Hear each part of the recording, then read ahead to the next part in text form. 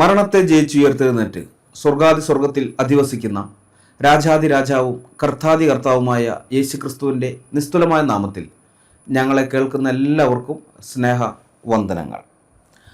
1986 July 31 Delhi metropolitan magistrate ഇസഡ്എസ് ലോഹത്ത് പുറപ്പെടുവിച്ച വിദ്വേഷം, ദുഷ്ടത, വഞ്ചന, ശത്രുത, കലഹം, ചതി, കവർച്ച, കൊലപാതകം, വെറുപ്പ് എന്നിവയെല്ലാം പ്രോത്സാഹിപ്പിക്കുന്നതായി കണ്ടെത്തിയ ഖുറാനിലെ 24 ആയത്തുകളിൽ 5 ആയത്തുകളാണ് കഴിഞ്ഞ 2 വീഡിയോകളിലായി നിയമത്തിൻ്റെ ദൃഷ്ടിയിലൂടെ നാം വിശകലനം ചെയ്തത്. ഈ വീഡിയോയിൽ 3 ആയത്തുകൾ കൂടി, അതായത് ആ ലിസ്റ്റിലുള്ള 6 മുതൽ 8 വരെയുള്ള 3 ആയത്തുകളാണ് അതേ രീതിയിൽ നാം വിശകലനം ചെയ്യുന്നത്. മനുഷ്യരുടെ സമാധാന ജീവിതത്തിന് ഭീഷണിയായി ഡൽഹി മെട്രോപൊളിറ്റൻ മജിസ്ട്രേറ്റ് ഇസഡ്എസ് ലോഹത്ത് കണ്ടെത്തിയ ആ 6ാമത്തെ ആയത്ത് അത് സൂറ 9-ന്റെ 23 ഞാൻ വായിക്കാം. സത്യവിശ്വാസികളെ, നിങ്ങളുടെ പിതാക്കളും നിങ്ങളുടെ സഹോദരങ്ങളും സത്യവിശ്വാസത്തെക്കാൾ സത്യനിഷേധത്തെ പ്രിയങ്കരമായി കരുതുകയാണെങ്കിൽ അവരെ നിങ്ങൾ രക്ഷാകർത്താക്കളായി സ്വീകരിക്കരുത്. നിങ്ങളിൽ നിന്ന് ആരെങ്കിലും അവരെ രക്ഷാകർത്താക്കളായി സ്വീകരിക്കുന്ന പക്ഷം അവർ തന്നെയാണ് അക്രമികൾ. സൂറ 9-ന്റെ 23. മുഹമ്മദും അനുയായികളും മക്കയിൽ നിന്നും മദീനയിലേക്ക് പലായനം ചെയ്ത, അതായത് ഹിജ്റ ചെയ്ത കാലഘട്ടമായിരുന്നു അത്. എന്നാൽ പല മുസ്ലിങ്ങളുടെയും മാതാപിതാക്കളും സഹോദരങ്ങളും ഉറ്റ ബന്ധുക്കളും അപ്പോഴും ഇസ്ലാം സ്വീകരിക്കാതെ മക്കയിൽ തന്നെ തുടരുകയായിരുന്നു, അമുസ്ലിങ്ങളായിട്ട് തന്നെ തുടരുകയാണ്. അപ്പോൾ മദീനയിലെത്തിയ മുസ്ലിങ്ങളിൽ ചിലർക്ക് മക്കയിലുള്ള തങ്ങളുടെ അവിശ്വാസികളായ കുടുംബാംഗങ്ങളോട് സ്വാഭാവികമായ സ്നേഹവും അടുപ്പവും ഉണ്ടായിരുന്നു. അത് സ്വാഭാവികമാണല്ലോ. ഇപ്പോൾ ഞാൻ, നിങ്ങൾക്ക് അറിയാവുന്നതുപോലെ ഹിന്ദു കുടുംബത്തിൽ ജനിച്ചു വളർന്ന ആളാണ്. ഞാൻ യേശുക്രിസ്തുവിനെ സ്വീകരിച്ചു, കർത്താവായിട്ട് സ്വീകരിച്ചു, രക്ഷിക്കപ്പെട്ടു, ദൈവമകനായി തീർന്നു എന്ന് വെച്ച് എൻ്റെ മാതാപിതാക്കളോടോ അല്ലെങ്കിൽ എൻ്റെ സഹോദരങ്ങളോടോ എനിക്ക് വെറുപ്പോ വിദ്വേഷമോ ഉണ്ടാകേണ്ട കാര്യമില്ല. എനിക്ക് അവരോട് ഉള്ള ആ സ്നേഹം, പഴയ സ്നേഹം അതിനേക്കാൾ കൂടുതലായിട്ടേ ഉള്ളൂ. സത്യദൈവത്തെ അറിഞ്ഞതുകൊണ്ട്, ദൈവം സ്നേഹമാകുന്നതുകൊണ്ട് അവരോടുള്ള എൻ്റെ സ്നേഹം കൂടിയിട്ടേ ഉള്ളൂ. അപ്പോൾ ഇവിടെ മദീനയിലേക്ക് എത്തിയ മക്കയിൽ നിന്നുള്ള മുസ്ലിങ്ങൾക്ക് അവരുടെ കുടുംബാംഗങ്ങളോട് സ്വാഭാവികമായിട്ട് ആ സ്നേഹമൊക്കെ അപ്പോഴും ഉണ്ട്. മാത്രമല്ല, അവരുമായിട്ട് രഹസ്യമായ ബന്ധം പുലർത്താൻ, അതായത് ആരെങ്കിലും അങ്ങോട്ടേക്ക് പോകുന്നതോ അല്ലെങ്കിൽ അവിടുന്ന് ഇങ്ങോട്ട് വരുന്ന ആൾക്കാരുണ്ടെങ്കിൽ അവരിലൂടെ വിവരങ്ങൾ അന്വേഷിക്കുകയും അറിയുകയൊക്കെ ചെയ്യുന്ന, എന്തെങ്കിലും പറയാനുണ്ടെങ്കിൽ അതൊക്കെ പറഞ്ഞയക്കുക, അങ്ങനെയൊക്കെയുള്ള ആ ബന്ധങ്ങൾ പുലർത്താൻ ചില മുസ്ലിങ്ങൾക്ക് ആഗ്രഹം ഉണ്ടായിരുന്നു. അവരങ്ങനെ ചെയ്യുകയും ചെയ്തിരുന്നു. അപ്പോൾ ഇതാണ് ഈ ആയത്തിറങ്ങാനിടയായ പശ്ചാത്തലം. ഈ സാഹചര്യത്തിലാണ് ഒരു മുസ്ലിമിനെ സംബന്ധിച്ച് സ്വന്തം കുടുംബത്തോടുള്ള ബന്ധത്തേക്കാൾ വലുത് ഇസ്ലാമിനോടുള്ള കടപ്പാടാണെന്ന് വ്യക്തമാക്കിക്കൊണ്ട് ഈ ആയത്ത് അവതരിക്കുന്നത്. സ്വന്തം പിതാവോ മാതാവോ സഹോദരങ്ങളോ ഇസ്ലാം സ്വീകരിക്കുന്നില്ലെങ്കിൽ അവരെ തങ്ങളുടെ രക്ഷാകർത്താക്കളായി സ്വീകരിക്കരുതെന്ന് ഈ ആയത്തിലൂടെ അള്ളാഹു കൽപ്പിക്കുകയാണ്.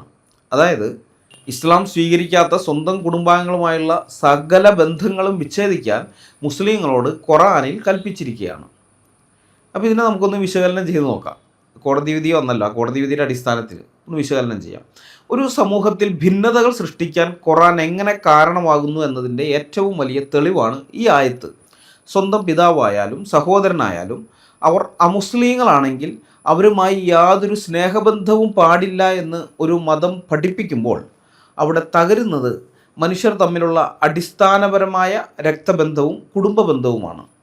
തങ്ങളുടെ മതത്തിൽപ്പെടാത്ത സ്വന്തം പിതാവിനെയും മാതാവിനെയും സഹോദരനെയും വരെ ശത്രുപക്ഷത്ത് നിർത്താൻ മുസ്ലിങ്ങളെ പഠിപ്പിക്കുന്ന വരികളാണിത്. ഇത് സമൂഹത്തിൽ അന്യമത വിദ്വേഷവും കടുത്ത ശത്രുതയും സൃഷ്ടിക്കുമെന്ന ജഡ്ജിയുടെ കണ്ടെത്തൽ 100% ശരിവയ്ക്കുന്നതാണ് ഈ ആയത്ത്. ഖുറാനിലെ ആയത്തുകൾ അന്യമത വിദ്വേഷവും കടുത്ത ശത്രുതയൊക്കെ സമൂഹത്തിലുണ്ടാക്കുമെന്ന് ജഡ്ജി പറയുന്നുണ്ട്. അപ്പോൾ അതിനെ, ആ പറയുന്ന കാര്യം 100% സത്യമാണെന്ന് തെളിയിക്കുന്ന ആയത്താണിത്. ഒരു സമൂഹത്തിൽ കുടുംബ ബന്ധങ്ങളുടെയും രക്തബന്ധങ്ങളുടെയും തകർച്ചയ്ക്കും മതം മാറാത്തതിൻ്റെ പേരിൽ സ്വന്തം മാതാപിതാക്കളെയും സഹോദരങ്ങളെയും സാമൂഹികമായി ഒറ്റപ്പെടുത്തുന്നതിന് ഒരു സോഷ്യൽ ബോയ്ക്കോട്ടാണ്. അപ്പോൾ അങ്ങനെയൊക്കെ ചെയ്യുന്നതിന് ഇത്തരം ആശയങ്ങൾ, ഇത്തരം ആയത്തുകൾ ഉപയോഗിക്കപ്പെടുകയാണെങ്കിൽ ഇന്ത്യൻ നിയമപ്രകാരം ഇനി ഞാൻ പറയാൻ പോകുന്ന വകുപ്പുകൾ അവിടെ പ്രസക്തമാകും. IPC സെക്ഷൻ 153A, ഇപ്പോഴത്തെ BNS 196. അപ്പോൾ മതത്തിൻ്റെ പേരിൽ ഭിന്നതയും വിദ്വേഷവും വളർത്തലാണ്. വിവിധ ജനവിഭാഗങ്ങൾക്കിടയിലോ അല്ലെങ്കിൽ ഒരു കുടുംബത്തിനകത്തോ മതത്തിൻ്റെ പേരിൽ ശത്രുതയോ വിദ്വേഷമോ അകൽച്ചയോ ഉണ്ടാക്കുന്ന തരത്തിലുള്ള പ്രവർത്തനങ്ങൾ ഈ വകുപ്പിൻ്റെ പരിധിയിൽ വരും. അപ്പോൾ ഇവിടെയാണെങ്കിൽ സ്വന്തം രക്തബന്ധത്തിലുള്ളവരായാലും ശരി, അമുസ്ലിങ്ങളാണെങ്കിൽ അവരുമായുള്ള ബന്ധങ്ങൾ വിച്ഛേദിക്കണമെന്നുള്ള ആഹ്വാനം, ഖുറാൻ്റെ ആഹ്വാനം സമൂഹത്തിൽ മൗലികവാദവും ഇതര മതസ്ഥരോട് കടുത്ത അസഹിഷ്ണുതയും വളർത്താൻ കാരണമാകും. അപ്പോൾ ഇത് ഈ ആയത്ത് പരസ്യമായിട്ട് പ്രചരിപ്പിക്കുന്നത് IPC 153A അല്ലെങ്കിൽ BNS 196 ലംഘനമാണ്. രണ്ടാമത്തത് കുടുംബാംഗങ്ങൾക്കെതിരെയുള്ള ക്രൂരതയും ഒറ്റപ്പെടുത്തലുമൊക്കെയാണ്.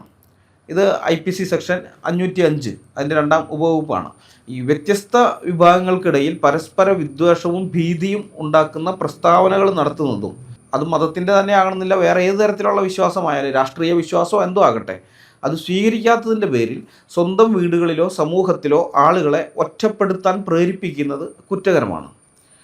ഇവിടെ നമ്മൾ ഈ ആയത്തിൽ കണ്ടത് എന്താണ്? അമുസ്ലിങ്ങളായ മാതാപിതാക്കളെയും സഹോദരങ്ങളെയും ശത്രുപക്ഷത്ത് നിർത്താനും അവരെ മാറ്റി നിർത്താനും പഠിപ്പിക്കുന്നത് വഴി കുടുംബ ബന്ധങ്ങളിലുണ്ടാകുന്ന തകർച്ചയും മാനസിക പീഡനവും ഈ വകുപ്പിൻ്റെയും പൗരാവകാശ ലംഘനങ്ങളുടെയും പരിധിയിൽ വരുന്നതാണ്.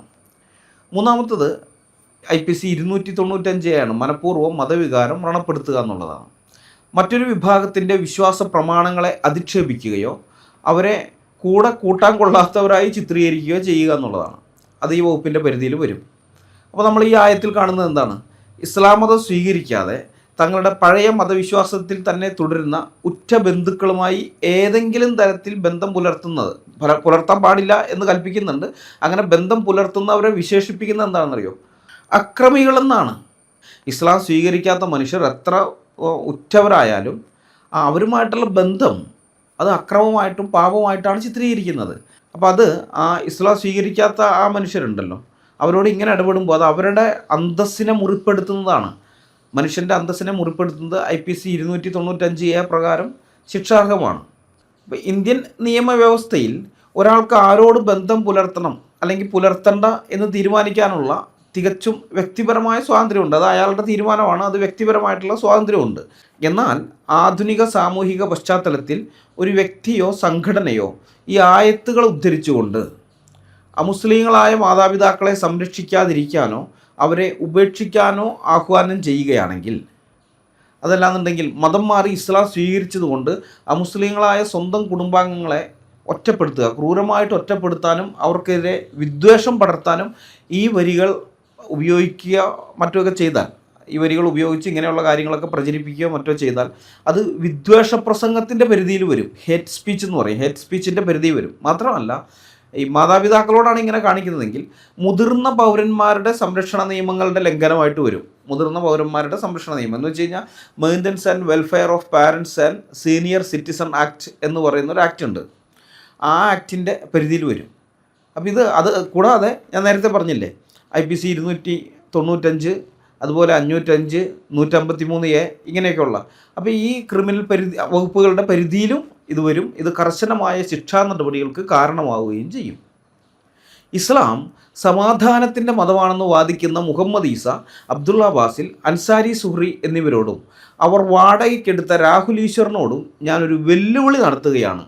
ഈ ആയത്ത് സൂറ 9:23 എന്നുള്ള ഈ ആയത്തുണ്ടല്ലോ, ഇത് മനുഷ്യർക്കിടയിൽ സമാധാനം പുലർത്താൻ വേണ്ടിയുള്ള ആയത്താണെന്ന് തെളിയിക്കാൻ ഞാൻ നിങ്ങളെയൊക്കെ വെല്ലുവിളിക്കുകയാണ്. നിങ്ങളത് തെളിയിച്ചുകൊണ്ട് ഡൽഹി മെട്രോപൊളിറ്റൻ കോടതിയുടെ വിധി തെറ്റാണെന്ന് സ്ഥാപിക്കാൻ നിങ്ങൾക്ക് ആംബിയറുണ്ടോ? വെറുതെ വായ കൊണ്ട് ഇസ്ലാം സമാധാനമാണെന്ന് പറഞ്ഞാൽ പോരല്ലോ. അങ്ങനെ പറയാൻ ആർക്കും പറ്റും. പറഞ്ഞ കാര്യം തെളിയിക്കണ്ടേ? അത് തെളിയിക്കാനാണ് ഞാൻ നിങ്ങളെ വെല്ലുവിളിക്കുന്നത്. മനുഷ്യർക്കിടയിൽ സ്നേഹവും പരസ്പര വിശ്വാസവും സമാധാനവും ഇല്ലാതാക്കുകയും മനുഷ്യവംശത്തിന് ഹാനികരവുമായി ഡൽഹി മെട്രോപൊളിറ്റൻ കോടതി ജഡ്ജ് ZS ലോഹത്ത് കണ്ടെത്തിയ അടുത്ത ആയത്ത് സൂറ 9:37 വിലക്കപ്പെട്ട മാസം പുറകോട്ട് മാറ്റുക എന്നത് സത്യനിഷേധത്തിൻ്റെ വർധനവ് തന്നെയാകുന്നു. സത്യനിഷേധികൾ അതുമൂലം തെറ്റിലേക്ക് നയിക്കപ്പെടുന്നു. ഒരു കൊല്ലം അവരത് അനുവദനീയമാക്കുകയും മറ്റൊരു കൊല്ലം നിഷിദ്ധമാക്കുകയും ചെയ്യുന്നു. അല്ലാഹു നിഷിദ്ധമാക്കിയതിൻ്റെ, അതായത് ആ മാസമാണ്, മാസങ്ങൾ നിഷിദ്ധമാക്കിയ കാര്യമാണ്. അല്ലാഹു നിഷിദ്ധമാക്കിയ ആ മാസത്തിൻ്റെ എണ്ണം ഒപ്പിക്കുവാനും എന്നിട്ട് അല്ലാഹു നിഷിദ്ധമാക്കിയത് ഏതോ അത് അനുവദനീയമാക്കുവാനും വേണ്ടിയാണ് അവരങ്ങനെ ചെയ്യുന്നത്. അവരുടെ ദുഷ്പ്രവൃത്തികൾ അവർക്ക് ഭംഗിയായി തോന്നിപ്പിക്കപ്പെട്ടിരിക്കുന്നു. സത്യനിഷേധികളായ ജനങ്ങളെ അല്ലാഹു നേർവഴിയിലാക്കുകയില്ല. സൂറ 9:37. ഞാൻ കഴിഞ്ഞ വീഡിയോയിൽ പറഞ്ഞിരുന്നു, ഇസ്ലാമിന് മുമ്പുള്ള കാലഘട്ടത്തിൽ, അതായത് ജാഹിലിയ കാലഘട്ടത്തിൽ തന്നെ ഈ അറബികൾക്കിടയിൽ യുദ്ധം നിഷിദ്ധമായ 4 മാസങ്ങളുണ്ടായിരുന്നു, പവിത്രമായ മാസങ്ങൾ, പുണ്യമാസങ്ങൾ എന്നൊക്കെ അവർ പറഞ്ഞിരുന്നത്, കരുതിയിരുന്നത്. ദുൽഖഅദ, അതുപോലെ ദുൽഹിജ്ജ, മുഹറം, റജബ്, ഇതാണ് ഈ 4 മാസങ്ങൾ. അപ്പോൾ ഈ മാസങ്ങളിൽ അവർ പരസ്പരം പോരടിക്കുകയോ കൊള്ളയടിക്കുകയോ യുദ്ധം ചെയ്യുകയോ ഒന്നും ഉണ്ടായിരുന്നില്ല, സമാധാനത്തിൻ്റെ മാസങ്ങളാണ്. എന്നാൽ ചില സമയത്ത് അവർക്ക് പെട്ടെന്ന് ആരുടെയെങ്കിലും നേരെ യുദ്ധം ചെയ്യാനോ കൊള്ളയടിക്കാനൊക്കെ തോന്നുമ്പോൾ, അത് യുദ്ധം ചെയ്യേണ്ടുന്ന ഒരു അടിയന്തര സാഹചര്യം ഉണ്ടായിരിക്കുന്നു. പക്ഷേ ഇത് ഈ പവിത്രമായ മാസത്തിലാണ് ഈ സംഭവം നടന്നിരിക്കുന്നത്, യുദ്ധം ചെയ്യാൻ നിവൃത്തിയില്ല. അപ്പോൾ അങ്ങനെ വരുന്ന സമയത്ത് അവരെന്ത് ചെയ്യുന്നറിയും, തങ്ങളുടെ ഈ മാസത്തിൻ്റെ പവിത്രത അവരുടെ സൗകര്യത്തിനനുസരിച്ചിട്ട് തൊട്ടടുത്ത മാസങ്ങളിലേക്ക് മാറ്റിമറിക്കുന്ന ഒരു സമ്പ്രദായം, ഒരു തട്ടിപ്പ് സമ്പ്രദായം അറബികൾക്കിടയിൽ ഉണ്ടായിരുന്നു. അപ്പോൾ ഇതിനെയാണ് നസിയ എന്ന് പറയുന്നത്. അതായത് ഈ മാസം യുദ്ധം ചെയ്യാൻ പാടില്ല, പക്ഷേ ഇവരുടെ ആരെങ്കിലും ആക്രമിച്ചു, അപ്പോൾ അവരെ ആക്രമിക്കണം, ആ ഗോത്രത്തിലെ ചിലരെ കൊല്ലണം. പക്ഷേ ഇപ്പോൾ പവിത്രമായിട്ടുള്ള മാസമാണ് താനും. അപ്പോൾ അങ്ങനെ വരുന്ന സമയത്ത് ഈ പവിത്രമായ മാസം അവർ പറയും, നമ്മളിത് അടുത്ത മാസം ആചരിച്ചാൽ മതി, അടുത്ത മാസം നമുക്ക് പവിത്ര മാസമായിട്ട് ആചരിക്കാം, അതുകൊണ്ട് ഇപ്പോൾ നമുക്ക് പോയിട്ട് യുദ്ധം ചെയ്യാം. ഇങ്ങനെ ചെയ്യുന്ന പരിപാടിയുണ്ട്. ഹിജ്റ 9-ാം വർഷത്തിൽ അല്ലെങ്കിൽ 10-ാം വർഷത്തെ മുഹമ്മദിൻ്റെ വിടവാങ്ങൽ പ്രസംഗത്തിൽ മുഹമ്മദ് ഈ സമ്പ്രദായത്തെ കർശനമായിട്ട് നിരോധിക്കുകയാണ്. തങ്ങളുടെ ഇഷ്ടാനുസരണം കലണ്ടർ മാറ്റിമറിക്കുന്ന അമുസ്ലിങ്ങളുടെ ഈ നടപടിയെ അത് സത്യനിഷേധത്തിൻ്റെ അല്ലെങ്കിൽ കുഫറിൻ്റെ വർധനവായിട്ടാണ് ഈ ആയത്ത് വിശേഷിപ്പിക്കുന്നത്. അപ്പം അങ്ങനെയുള്ളവരെ അള്ളാഹു ഒരിക്കലും നേർവഴിയിലാക്കില്ല എന്ന് പ്രഖ്യാപിച്ചുകൊണ്ട് അവതരിച്ചതാണ് ഈ വചനം. ഈ ആയത്തിറങ്ങാനുള്ള പശ്ചാത്തലം ഇതാണ്. ഇത് നമുക്ക് ഇന്ത്യൻ നിയമത്തിൻ്റെ, അതായത് IPC അല്ലെങ്കിൽ BNSൻ്റെ അടിസ്ഥാനത്തിൽ ഒന്ന് വിശകലനം ചെയ്ത് നോക്കാം. നമ്മൾ ഈ ഒറ്റനോട്ടത്തിൽ ഈ ആയത്ത് വായിക്കുമ്പോൾ ഇത് വെറും ഒരു കലണ്ടർ പരിഷ്കരണമാണെന്ന് നമുക്ക് തോന്നിപ്പോകും, അല്ലെങ്കിൽ അക്കാലത്ത് അറബികളുടെ ഒരു ദുരാചാരത്തെ നിർത്തലാക്കിയതാണെന്ന് നമുക്ക് തോന്നാം. അങ്ങനെയാണ് നമുക്ക് പെട്ടെന്ന് തോന്നുക. എന്നാൽ ആധുനിക ഇന്ത്യൻ നിയമവ്യവസ്ഥയുടെയും അതുപോലെ ഡൽഹി മെട്രോപൊളിറ്റൻ കോടതി വിധിയുടെയും കണ്ണിലൂടെ നോക്കുമ്പോൾ ഇന്നത്തെ ബഹുസ്വര സമൂഹത്തിൽ ഈ ആയത്ത് സൃഷ്ടിക്കുന്ന മാനസികമായ വിടവും നിയമലംഘനവും വളരെ വലുതാണ്. ഇനി ഞാൻ പറയാൻ പോകുന്ന വകുപ്പുകളുടെ നഗ്നമായ ലംഘനം നമുക്കിതിൽ കാണാനായിട്ട് സാധിക്കും. ഒന്നാമത്തത് IPC 153A, BNSൽ 196 എന്ന് വെച്ച് കഴിഞ്ഞാൽ, നേരത്തെ ഞാൻ പറഞ്ഞിരുന്നു, മതവിഭാഗങ്ങൾക്കിടയിൽ അകൽച്ചയും ശത്രുതയും വളർത്തലാണ്. മുസ്ലിങ്ങളെ ഒന്നടങ്കം സത്യനിഷേധികളെന്ന് മുദ്ര കുത്തുകയും സത്യത്തെ നിഷേധിക്കുന്നവരാണെന്ന് മുദ്ര കുത്തുകയാണ്. എത്ര സത്യസന്ധനായ മനുഷ്യനാണെങ്കിലും ഇസ്ലാമിൻ്റെ കണ്ണിൽ അവൻ അള്ളാഹുവിനെയും മുഹമ്മദിനെയും ഖുറാനെയും ഒക്കെ അംഗീകരിക്കുന്നില്ലെങ്കിൽ, മുസ്ലിമായി മാറുന്നില്ലെങ്കിൽ അവൻ സത്യനിഷേധിയാണ്. അപ്പോൾ അങ്ങനെയുള്ളവരെ സത്യനിഷേധികളായിട്ട് മുദ്ര കുത്തുന്നു. ഒരു ബഹുസ്വര സമൂഹത്തിൽ മുസ്ലിങ്ങളുടെ കൂടെ ജീവിക്കുന്ന സഹപൗരന്മാരായ അമുസ്ലിങ്ങളെ എക്കാലത്തും സംശയദൃഷ്ടിയോടെ കാണാനും അവരോട് ഒരു തരം പുച്ഛവും അവജ്ഞയും വെറുപ്പും മുസ്ലിങ്ങളുടെ മനസ്സിൽ വളർത്തിയെടുക്കാനും ഇത്തരം ആയത്തുകൾ കാരണമാകും. അമുസ്ലിം എന്ന് പറഞ്ഞാൽ അത് മോശം പ്രവൃത്തികൾ ചെയ്യുന്നവനാണ് എന്ന ചിന്ത, അത് മുസ്ലിങ്ങളുടെ ഉള്ളിലെ ആ ചിന്തയുണ്ടല്ലോ, അത് സമൂഹത്തിൽ ചേരിതിരിവുണ്ടാക്കും എന്നതുകൊണ്ട് ഈ ആയത്ത് IPC 153A ലംഘനമാണ്. രണ്ടാമത്തത് IPC 295. അതെന്താണെന്ന് വെച്ച് കഴിഞ്ഞാൽ മനഃപൂർവ്വം മതവികാരം വ്രണപ്പെടുത്തലും അപമാനിക്കലുമാണ്. മറ്റൊരു വിഭാഗത്തിൻ്റെ രീതികളെയും വിശ്വാസങ്ങളെയും ബോധപൂർവം അപമാനിക്കുകയോ തരം താഴ്ത്തി കാണിക്കുകയോ ചെയ്യുക എന്നുള്ളതാണ്. അപ്പോൾ ഈ ആയത്തിൽ എന്താണ് പറഞ്ഞിരിക്കുന്നത്? അവരുടെ ദുഷ്പ്രവൃത്തികൾ അവർക്ക് ഭംഗിയായി തോന്നിപ്പിക്കപ്പെട്ടിരിക്കുന്നു എന്നാണ്. അവരുടെ ദുഷ്പ്രവൃത്തികൾ അവർക്ക് ഭംഗിയായിട്ട് തോന്നിപ്പിക്കപ്പെട്ടിരുന്നു. അതായത് അവർ എത്ര നല്ല കാര്യം ചെയ്താലും അവരുടെ കണ്ണിൽ നല്ലതാണെന്ന് തോന്നുന്ന കാര്യം, ഇപ്പോൾ നാട്ടിൽ എന്തെങ്കിലും ആവശ്യം വരുന്നു, സാമ്പത്തികമായിട്ട് സഹായിക്കുന്നു, പാവപ്പെട്ട കുട്ടികൾ അവരുടെ വിദ്യാഭ്യാസത്തിന് സ്പോൺസർ ചെയ്യുന്നു, വിവാഹം കഴിക്കാത്ത പെൺകുട്ടികളുണ്ടെങ്കിൽ അവരുടെ വിവാഹത്തിന് സ്പോൺസർ ചെയ്യുന്നു, അതല്ലെങ്കിൽ ആഹാരം കിട്ടാൻ ബുദ്ധിമുട്ടുള്ള ആളുകൾ അങ്ങനെയുള്ളവരൊക്കെ ആണെങ്കിൽ അവർക്ക് ആഹാരം കൊടുക്കുന്നു, അതല്ലെങ്കിൽ മറ്റു കാര്യങ്ങൾ നാട്ടിൽ ഉപകാരപ്രദമായിട്ടുള്ള കാര്യങ്ങളൊക്കെ ചെയ്യുമ്പോൾ ചെയ്യുന്ന ആൾക്കാർ, അത് മുസ്ലിങ്ങളാണെങ്കിൽ അവർ ചെയ്യുമ്പോൾ അവരുടെ കണ്ണിൽ അത് നല്ലതാണ്, ഞങ്ങൾ ചെയ്യുന്നത് നല്ലൊരു കാര്യമാണ്, ഒരു സൽപ്രവൃത്തിയായിട്ടാണ് അവർ കാണുന്നത്. പക്ഷെ അള്ളാഹു എന്താ പറയുന്നത്? അള്ളാഹു പറഞ്ഞു, അവർ ഇസ്ലാം ആകാത്ത കാലത്തോളം ഇങ്ങനെയുള്ള എന്തൊക്കെ സൽപ്രവൃത്തി ചെയ്താലും അതെല്ലാം ദുഷ്പ്രവൃത്തികളാണ്. അള്ളാഹുവിൻ്റെ കണ്ണിൽ അതൊക്കെ ദുഷ്പ്രവൃത്തികളാണ്. അവരുടെ കണ്ണിൽ അവർക്കത് നന്നായിട്ട് ഭംഗിയായിട്ട് നല്ല കാര്യങ്ങളായിട്ട് തോന്നുന്നതേ ഉള്ളൂ, അല്ലെങ്കിൽ തോന്നിപ്പിക്കപ്പെടുകയാണ് അങ്ങനെ. പക്ഷെ യഥാർത്ഥത്തിൽ അതൊക്കെ ദുഷ്പ്രവൃത്തികളാണ്. അങ്ങനെയാണ് അള്ളാഹു പറയുന്നത്. ഇസ്ലാം ഒഴികെ ബാക്കിയുള്ള മുഴുവൻ വിശ്വാസ സമൂഹത്തിൻ്റെയും പ്രവർത്തനങ്ങളെല്ലാം മോശമാണെന്നും അവർ അള്ളാഹുവിനാൽ എന്നേക്കുമായി വെറുക്കപ്പെട്ടവരാണെന്നും മാത്രമല്ല അള്ളാഹു അവരെ ഒരിക്കലും നേർവഴിയിലാക്കുകയില്ല എന്നും ഒരു ഗ്രന്ഥം അതിൻ്റെ അനുയായികളെ നിരന്തരമായിട്ട് ഇങ്ങനെ പഠിപ്പിക്കുന്നത്. അത് ശൈശവ പ്രായം മുതലേ നമുക്കറിയാം. 3-4 വയസ്സ് പ്രായമാകുമ്പോഴേക്കും മദ്രസയെ വിടുകയാണ്. അപ്പോൾ മദ്രസ ചെന്ന് ഖുറാൻ പഠിക്കാനാണല്ലോ മദ്രസയിൽ പോകുന്നത്. ആ പ്രായം മുതലേ ഇത്തരം ആയത്തുകൾ കേട്ട് വളരുന്ന ആ മുസ്ലിങ്ങളുടെ കണ്ണിൽ അവർ വളർന്നു വലുതായി കഴിയുമ്പോൾ അവരുടെ തലച്ചോറ് അങ്ങനെ ഫങ്ഷൻ ചെയ്തിരിക്കുകയാണ്. ആ മുസ്ലിങ്ങൾ എന്നാൽ അറപ്പും വെറുപ്പും ഉളവാക്കുന്ന ജീവികൾ, നികൃഷ്ട ജീവികൾ മാത്രമായിരിക്കും. ഒരു ജനാധിപത്യ രാജ്യത്ത് അമുസ്ലിം സമൂഹത്തിൻ്റെ അന്തസ്സിനെ ഇത്തരത്തിൽ പരസ്യമായി അപമാനിക്കുന്നത്, അവരെ മൊത്തത്തിൽ ഇങ്ങനെ തരം താഴ്ത്തുന്നത് IPC 295A പ്രകാരം ജാമ്യമില്ലാത്ത കുറ്റമാണ്. മനസ്സിലാകുന്നുണ്ടോ നിങ്ങൾക്ക്? രണ്ടാമത്തത് പൊതുജനമധ്യ വിദ്വേഷവും അകൽച്ചയും പടർത്തലാണ്. IPC 505(2) അല്ലെങ്കിൽ BNS-ലാണെങ്കിൽ 353, BNS-ൻ്റെ ഭാരതീയ ന്യായ സംഹിത സെക്ഷൻ 353. വ്യത്യസ്ത മതവിഭാഗങ്ങൾക്കിടയിൽ പരസ്പര വിദ്വേഷമോ ശത്രുതയോ അവജ്ഞയോ ഉണ്ടാക്കാൻ സാധ്യതയുള്ള പ്രസ്താവനകൾ നടത്തുന്നതും അവ വിതരണം ചെയ്യുന്നതും ഒക്കെ ഇതിൻ്റെ പരിധിയിൽ വരും. മുസ്ലിങ്ങൾക്കും അമുസ്ലിങ്ങൾക്കും ഇടയിൽ മാനസികമായ വിടവുണ്ടാക്കാൻ സാധ്യതയുള്ള ഇത്തരം ആയത്തുകൾ ഒരു മതേതര രാജ്യത്ത് വലിയ തോതിലുള്ള അസഹിഷ്ണുതയ്ക്ക് വഴിവെക്കും. മുസ്ലിങ്ങളും ബാക്കിയുള്ള സമുദായങ്ങളും തമ്മിൽ ഭിന്നതകൾ സൃഷ്ടിക്കാൻ ഇത്തരം ആയത്തുകൾ കാരണമാകുമെന്ന ഡൽഹി മെട്രോപൊളിറ്റൻ കോടതിയുടെ നിരീക്ഷണം നമ്മൾ ഇതിനോടൊപ്പം തന്നെ ചേർത്ത് വായിക്കേണ്ടതാണ്. സഹപൗരന്മാരെ, തങ്ങളോടൊപ്പം ഈ സമൂഹത്തിൽ ജീവിക്കുന്ന സഹപൗരന്മാരെ സംശയദൃഷ്ടിയോടെയും പുച്ഛത്തോടെയും വെറുപ്പോടെയും അറപ്പോടെയും വിദ്വേഷത്തോടെയും കാണാൻ പ്രേരിപ്പിക്കുന്ന ഖുറാനിലെ ഈ വരികൾ പരസ്യമായി പ്രസംഗിക്കുകയോ പ്രചരിപ്പിക്കുകയോ ചെയ്താൽ BNS സെക്ഷൻ 353 പ്രകാരം 3 വർഷം വരെ തടവ് ലഭിക്കാവുന്ന കുറ്റമാണ്. ഇത് ആരാധനാലയത്തിൽ വെച്ചാണെങ്കിൽ 5 വർഷം ആവട്ടെ. അപ്പോൾ ഇത് നിങ്ങൾ ക്രിസ്ത്യാനികളുടെ ബൈബിളുമായിട്ടൊന്ന് താരതമ്യം ചെയ്ത് നോക്കണം. ഞങ്ങൾ ബൈബിൾ എവിടെ നിന്നും പ്രസംഗിക്കും.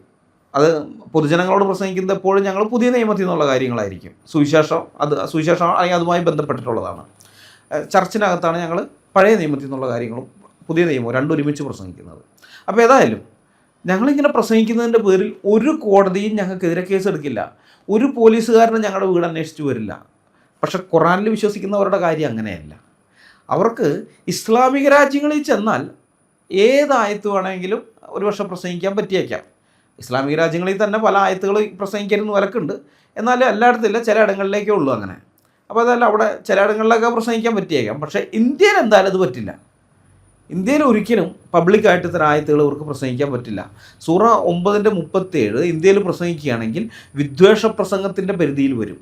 IPC 153A 295A 505(2) തുടങ്ങിയ വകുപ്പുകൾ പ്രകാരം കർശനമായ ക്രിമിനൽ നടപടികൾക്ക് അതൊക്കെ കാരണമാവുകയും ചെയ്യും. എനിക്കിതിൽ രാഹുൽ ഈശ്വറിൻ്റെ കാര്യം ഓർക്കുമ്പോഴാണ് ചിരിച്ചൊരു വഴിയാകുന്നത്. സൂറ 9:37 പ്രകാരം അള്ളാഹുവിൻ്റെ കണ്ണിൽ രാഹുൽ ഈശ്വർ ആരാണ്? യഥാർത്ഥത്തിൽ രാഹുൽ ഈശ്വർ ആരാണ്? ഒന്നാമതായി, അയാൾ ഒരു പക്ക സത്യനിഷേധിയാണ് അള്ളാഹുവിൻ്റെ കണ്ണിൽ. രണ്ടാമതായി, അയാളുടെ പ്രവർത്തനങ്ങളെല്ലാം അള്ളാഹുവിൻ്റെ കണ്ണിൽ വെറും ദുഷ്പ്രവൃത്തികൾ മാത്രമാണ്.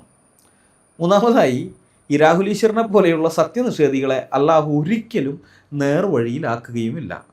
അതായത് ഈ ഖുർആൻ പ്രകാരം യാതൊരു രക്ഷയുമില്ലാത്ത, അള്ളാഹുവിന് ഏറ്റവും അറപ്പും വെറുപ്പുമുള്ള വഴികേടിലായവരുടെ കാറ്റഗറിയിലാണ് ഡിജിറ്റൽ ദാഹവാക്കാരുടെ ഈ സ്വന്തം രാഹുൽ ഈശ്വർ നിൽക്കുന്നത്.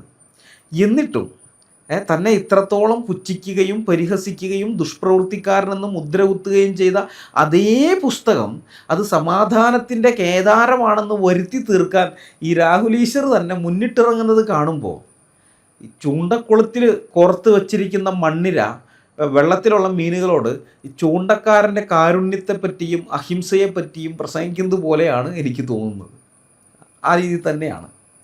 അള്ളാഹു ഒരിക്കലും നേർവഴിക്ക് ആക്കില്ല എന്ന് ഖുറാനിൽ അസന്നിഗ്ധമായി പ്രഖ്യാപിക്കപ്പെട്ട ഒരുത്തം വന്നിട്ടാണ് ഇസ്ലാമിൻ്റെ സമാധാനത്തെക്കുറിച്ചും നേർവഴിയെക്കുറിച്ചും ബാക്കിയുള്ളവരെ പഠിപ്പിക്കുന്നത്. ഇതിനേക്കാൾ വലിയ ദുരന്തം വേറെയുണ്ടോ? അല്ലെങ്കിൽ ഇതിനേക്കാൾ വലിയ കോമഡി ഏത് രീതിയിലും കാണാം ഇത് വേറെയുണ്ടോ? സ്വന്തം കഴുത്തറക്കാൻ വെച്ചിരിക്കുന്ന കത്തി കണ്ടിട്ടേ, ഈ കത്തിക്ക് നല്ല വെണ്ണയുടെ മയമാണ്, നല്ല തിളക്കമുണ്ട്, മിന്നിത്തിളങ്ങുന്ന കത്തി.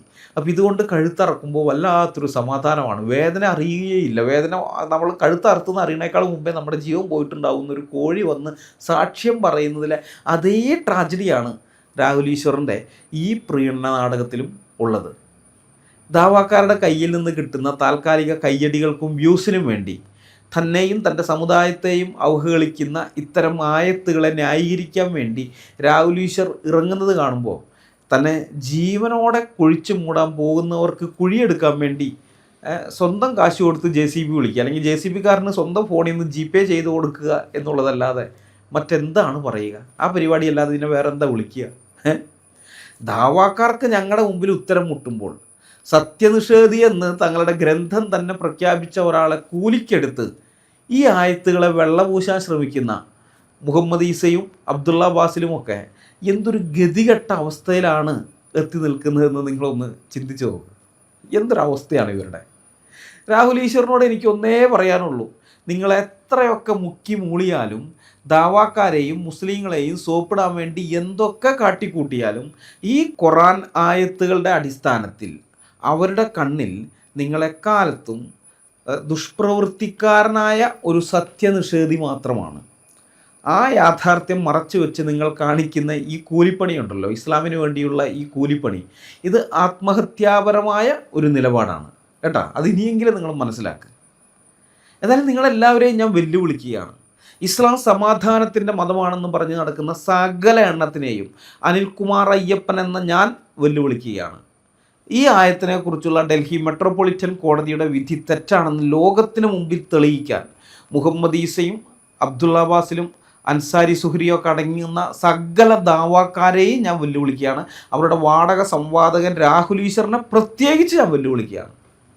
നിങ്ങളിതൊന്ന് തെളിയിക്കേ. കുറഞ്ഞ പക്ഷേ അപ്പീലെങ്കിലും പോകും. രാഹുൽ ഈശ്വർ പോകണമെന്നില്ല, ബാക്കിയുള്ള ദാവാക്കാരിൽ നിങ്ങളൊന്ന് അപ്പീൽ പോയി. കോടതി വിധി 40 കൊല്ലമായിട്ട് ഇത് അവിടെ അങ്ങനെയൊക്കെ എടുക്കുകയാണ്. ആ വിധിയൊന്നും മാറ്റി കിട്ടാൻ വേണ്ടി അപ്പീൽ പോകും മേൽക്കോടതിയിലേക്ക്, ചീഫ് മെട്രോപൊളിറ്റൻ കോടതിയിലേക്കോ ഡൽഹി ഹൈക്കോടതിയിലേക്കോ സുപ്രീം കോടതിയിലേക്കോ എവിടെയെങ്കിലേക്കോ നിങ്ങളൊന്ന് അപ്പീൽ പോകും. ഞാൻ നിങ്ങളെ വെല്ലുവിളിക്കുകയാണ്. നിങ്ങളൊന്ന് ചിന്തിച്ച് നോക്കിയേ. വെറും ഒരു കലണ്ടർ പരിഷ്കരണത്തിൽ പോലും അമുസ്ലിങ്ങളോടുള്ള അങ്ങേയറ്റത്തെ വെറുപ്പും അവജ്ഞയും വിദ്വേഷവും കുത്തി നിറച്ച പുസ്തകമാണ് ഖുർആൻ. കലണ്ടർ പരിഷ്കരിക്കണമെങ്കിൽ അത് പറഞ്ഞാൽ പോരെ. എന്തിനാ ഈ അമുസ്ലിങ്ങളെ ഇങ്ങനെ കുറ്റം പറയുന്നത്? അവരുടെ നേരെ ഈ വെറുപ്പ് ഇങ്ങനെ അങ്ങോട്ട് തുപ്പുന്നത്? ഇവരെപ്പോഴും പറയാറുണ്ട് ഈ ശശികലനെ കുറിച്ച്, കൊടും വിഷമാണ് ഓമിപ്പിക്കുന്നതെന്ന്. അതിനേക്കാളും വലിയ വിഷമാണ് നിങ്ങളുടെ പുസ്തകം, മനസ്സിലായ? ഖുർആൻ. ശശികല വിഷമാണ്, സമ്മതിക്കുന്നത്. പക്ഷേ ഈ ഖുർആൻ്റെ മുമ്പിൽ ശശികലയൊക്കെ ഒരു നീർക്കോലിയാണ്. ഇത് രാജവെമ്പാലയാണ്, അതിൻ്റെ മേലെയുള്ളതാണ് നിങ്ങളുടെ പുസ്തകം. മനസ്സിലാകുന്നുണ്ടോ? അങ്ങനെയുള്ളതാണ്. അപ്പോൾ അത്തരം പുസ്തകമാണിത്. അമുസ്ലിങ്ങളെല്ലാം ദുഷ്പ്രവൃത്തിക്കാരാണെന്നും അവരെ ദൈവം ഒരിക്കലും നേർവഴിയിലാക്കില്ലെന്നും പഠിപ്പിക്കുന്ന ഈ വരികൾ അടങ്ങിയ പുസ്തകത്തെയാണ് രാഹുൽ ഈശ്വർ സമാധാനത്തിൻ്റെ ഗ്രന്ഥമാണെന്നും പറഞ്ഞ് വെള്ള പൂശാൻ ശ്രമിക്കുന്നത്. ഒരു അമുസ്ലിമിനെ സംബന്ധിച്ച് ഇതിലും ആത്മഹത്യാപരമായൊരു നിലപാട് വേറെയുണ്ടോ? അറുക്കാൻ നിർത്തിയിരിക്കുന്ന ആടിനെ കൊണ്ട് തന്നെ കശാപ്പുകാരന് ജയ്യ് വിളിപ്പിക്കുന്ന പരിപാടിയാണിത്. അത് മനസ്സിലാക്കാനുള്ള മിനിമം ബോധം രാഹുൽ ഈശ്വറിന് ഇല്ലാതെ പോയി. അതാണ് ഇതിൻ്റെ ട്രാജഡി എന്ന് പറയുന്നത്. എന്നെ കേൾക്കുന്ന മുസ്ലിം സുഹൃത്തുക്കളോട് ഒരു കാര്യം കൂടി എനിക്ക് പറയാനുണ്ട്. നിങ്ങളൊന്ന് സ്വസ്ഥമായിരുന്ന് സ്വന്തം യുക്തി ഉപയോഗിച്ച് ചിന്തിച്ച് നോക്കുക. ഇതൊക്കെ കേൾക്കുമ്പോൾ നിങ്ങൾക്ക് എന്നെ തെറി വിളിക്കണം തോന്നും, എൻ്റെ അപ്പനെ തെറി വിളിക്കുക. എൻ്റെ അപ്പനെയാണ് തെറി വിളിക്കുന്നത്, എന്നെ അല്ല. അനിൽകുമാറെ എന്ന് വിളിച്ചിട്ടല്ല, അയ്യപ്പ എന്ന് വിളിച്ചിട്ടാണ് തെറി വിളി മുഴുവനും. അപ്പോൾ നിങ്ങൾക്ക് അതൊക്കെ തോന്നും. ശരി, നിങ്ങൾ തെറി വിളിക്കുക, എന്നാളൊക്കെ ചെയ്യും. ഇതൊക്കെ കഴിഞ്ഞതിന് ശേഷം നിങ്ങൾ ഒറ്റയ്ക്കിരുന്ന് സ്വസ്ഥമായിട്ടൊന്ന് സ്വന്തം തലച്ചോറ് ഉപയോഗിച്ച് യുക്തി ഉപയോഗിച്ച് ചിന്തിച്ച് നോക്ക്. അക്ഷരം പ്രതി നിങ്ങൾ അനുസരിച്ച് നടന്നാൽ ഒരു പരിഷ്കൃത രാജ്യത്ത് നിങ്ങൾക്ക് ജയിലഴിക്കുള്ളിൽ കിടക്കേണ്ടി വരുന്ന, അല്ലെങ്കിൽ നിങ്ങളെ കൊലക്കയറിലേക്ക് നയിക്കുന്ന, അല്ലെങ്കിൽ ഇവിടുത്തെ പോലീസിൻ്റെയോ പട്ടാളത്തിൻ്റെയോ വെടിയുണ്ട നിങ്ങളുടെ മാറിലേക്ക് വായിപ്പിക്കുന്ന ഇമാതിരി ഒരു ഗ്രന്ഥമാണോ സർവശക്തനായ ദൈവം മനുഷ്യർക്ക് നൽകുക? ഒരിക്കലുമല്ല. സഹജീവികളെ സ്നേഹിക്കാനും അവരോടൊപ്പം സമാധാനത്തോടെ ജീവിക്കാനും പഠിപ്പിക്കുന്നതിന് പകരം അന്യമതസ്ഥരുടെ കഴുത്തറക്കാനും കൊള്ളയടിക്കാനും നിങ്ങളെക്കൊണ്ട് ആയുധമെടുപ്പിക്കുന്ന ഈ കിരാതമായ വചനങ്ങൾ നൽകി അള്ളാഹു നിങ്ങളെ അതിക്രൂരമായി വഞ്ചിച്ചിരിക്കുകയാണ്. ക്രൂരമായിട്ട് നിങ്ങളെ വഞ്ചിച്ചിരിക്കുകയാണ്. നിങ്ങൾ വഞ്ചിക്കപ്പെട്ട് കിടക്കുന്ന ജനതയാണ്. നിങ്ങളൊന്ന് ചിന്തിക്കണം. വെറുപ്പും വിദ്വേഷവും മാത്രം ഉൽപ്പാദിപ്പിക്കുന്ന ഈ ആശയങ്ങളെല്ലാം ദൈവികമാണെന്ന് വിശ്വസിപ്പിച്ച് അള്ളാഹു എന്ന പിശാച് നിങ്ങളുടെ കണ്ണ് കെട്ടിയിരിക്കുകയാണ്. നിങ്ങൾ അന്ധതയിലാണ്, നിങ്ങളിപ്പോൾ അന്ധകാരത്തിലാണ്. ആ അന്ധകാരത്തിൻ്റെ കെണിയിൽ നിന്ന് ഇനിയെങ്കിലും നിങ്ങൾ പുറത്തു വരണം, വെളിച്ചത്തിലേക്ക് വരണം. ലോകത്തിൻ്റെ വെളിച്ചമായ ക്രിസ്തു ഉണ്ട്. യേശു ക്രിസ്തു പറഞ്ഞു, ഞാൻ ലോകത്തിൻ്റെ വെളിച്ചമാകുന്നുവെന്ന്. ആ വെളിച്ചത്തിലേക്ക് വരണം. നിങ്ങളെ സൃഷ്ടിച്ച, നിങ്ങളെ ജീവന തുല്യം സ്നേഹിക്കുന്ന ഒരു സത്യദൈവമുണ്ട്. അവനാണ് ഞങ്ങൾ പ്രസംഗിക്കുന്ന കർത്താവായ യേശു ക്രിസ്തു. നിങ്ങളുടെ പാപങ്ങൾക്ക് പരിഹാരം വരുത്താൻ, നിങ്ങൾ അനുഭവിക്കേണ്ടിയിരുന്ന ശിക്ഷ സ്വയം ഏറ്റെടുത്ത് കാൽവരി ക്രൂശിൽ നിങ്ങൾക്ക് പകരമായി തൻ്റെ തിരുരക്തം ചിന്തി സ്വന്തം ജീവനെ നിങ്ങൾക്ക് വേണ്ടി മറുവിലയായി നൽകിയത് ആ സ്നേഹസ്വരൂപനാണ്. പാപികളെ നരകത്തിലെ വിറകുകൊള്ളികളാക്കാൻ കാത്തിരിക്കുന്നവനല്ല സത്യദൈവം, മറിച്ച് പാപികളെ തേടി വന്ന് സ്വന്തം ജീവൻ പകരം നൽകി അവരെ പാപത്തിൻ്റെ അഴുക്കിൽ നിന്ന് കഴുകി ശുദ്ധീകരിച്ച് വീണ്ടെടുക്കുന്ന യേശുക്രിസ്തുവാണ് യഥാർത്ഥ സ്രഷ്ടാവും രക്ഷിതാവും. ബൈബിൾ വളരെ വ്യക്തമായിട്ട് പറയുന്നൊരു കാര്യമാണ്, സകല മനുഷ്യരും രക്ഷ പ്രാപിപ്പാനും സത്യത്തിൻ്റെ പരിജ്ഞാനത്തിലെത്തുവാനും ദൈവം ഇച്ഛിക്കുന്നു എന്നുള്ള കാര്യം. ദൈവത്തിൻ്റെ ആഗ്രഹമാണത്. എല്ലാവരും സത്യത്തിൻ്റെ പരിജ്ഞാനത്തിലെത്തണം, സത്യദൈവത്തെ തിരിച്ചറിയണം. അതോടെ അവർ രക്ഷ പ്രാപിക്കുകയും ചെയ്യും, സത്യദൈവത്തെ തിരിച്ചറിഞ്ഞ് സ്വീകരിക്കുന്നതിലൂടെ. അപ്പോൾ ദൈവം ആഗ്രഹിക്കുന്ന കാര്യമാണ്. അതുകൊണ്ട് പ്രിയപ്പെട്ട മുസ്ലിം സുഹൃത്തുക്കളെ, മരണത്തെ ജയിച്ചുയർത്തെഴുന്നേറ്റ ആ ജീവനുള്ള സത്യദൈവത്തിലേക്ക് നിങ്ങൾ തിരിയുക.